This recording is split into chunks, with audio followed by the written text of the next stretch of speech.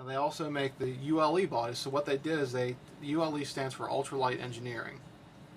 They took these bodies and made them so light, they're down to 3.9 ounces.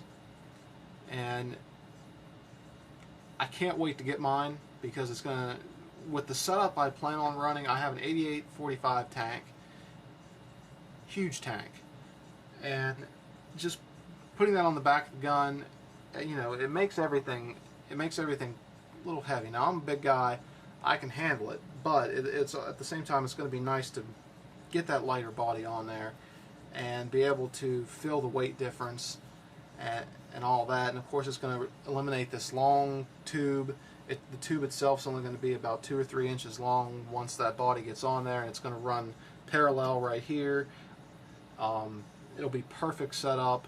Now, one thing you do have to do if you want a warp left body. Now they also make warp right. They're getting a little harder to get because a lot of people out there aren't generally lefty shooters, so they're not mass producing the warp right bodies, to my knowledge. Could be wrong, but what you also want to look, you're gonna have to do to your rail. Now a mag comes in 3 parts. You got the grip, you have your rail, and you have your body, and all these are connected. Well, your rail, depending on what body you get, warp left or warp right, you're gonna have to mill down where the feed neck is. You're gonna have to mill down that section just a little bit with a Dremel. Now you can send it to Airgun Designs for them to do it for you, but it's not that hard of a thing. Just get a Dremel with a grinding wheel, grind it down just slightly. That thing should fit on there perfect. That's what I did for my TAC 1. You know, good stuff. So what I'm going to do now, I'm going to pause this, and I'm going to put some paint in it and show you actually what's going on here. And then take it outside and I'll shoot just a little bit, let you guys see how it works. Be right back. Okay, I got the batteries in here, so I'm going to go ahead and open up the Aggie here. Got a pot of paint. Pow!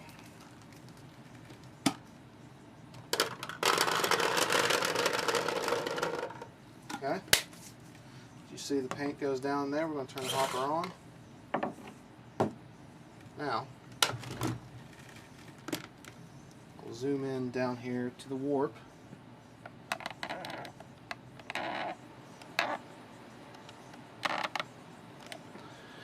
So, we got it in here. Now, what you're going to do is push the white button back here.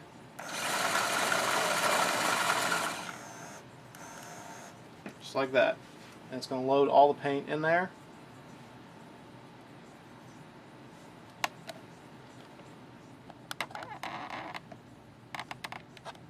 It loads the paint, as you can see, to the top of the breech here. We got the paint in there. So, what I'm going to do now is take her outside and shoot what air I have left to show you guys what the warp does when we shoot it. Okay guys, got the EMAG and it's all set up. Just brought it up here. So, I have it set, if you can see it, set on manual, or mechanical. And I'm running purely off the vibration sensor.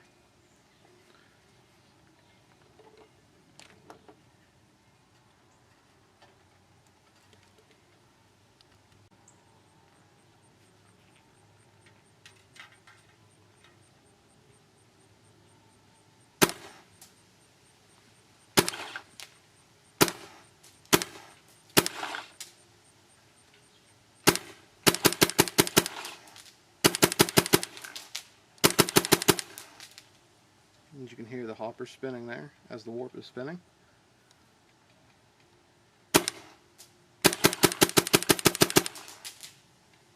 Okay, so what I'm going to do now is got my Xmod Beta 1.8 software. I'm going to switch it to, I'm going to leave it on semi, 15 balls a second, running in electronic mode.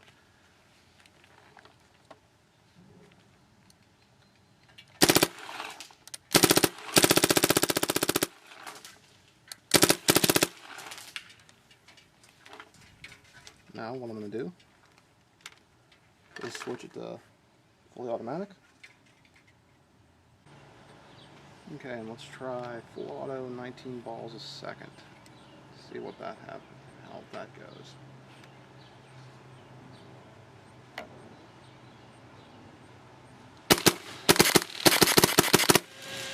Okay, so you can see stock warp can't keep up with 19 balls a second. So, I'm going to switch myself back to semi.